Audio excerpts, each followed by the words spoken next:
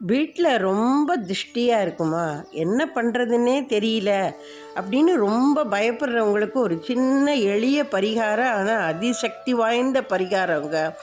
வெண்கடுகு இருக்குது பாருங்கள், அந்த வெண்கடுகோட கல் உப்பை சேர்க்கணும், தூள் உப்பை சேர்க்கக்கூடாது. வெண்கடுகையும் கல் உப்பையும் சேர்த்துட்டு உங்கள் வீட்டில் சாயந்தரம் 6 மணிக்கு மேலே வீட்டில் இருக்கிற எல்லா இடங்கள்லையும் தூவி விட்டுருங்க.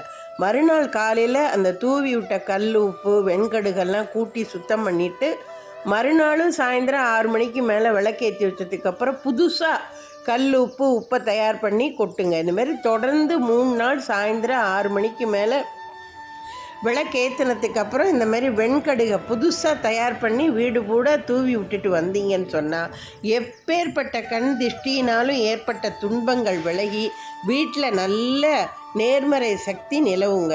கண்டிப்பாக இதை செஞ்சு பாருங்கள்.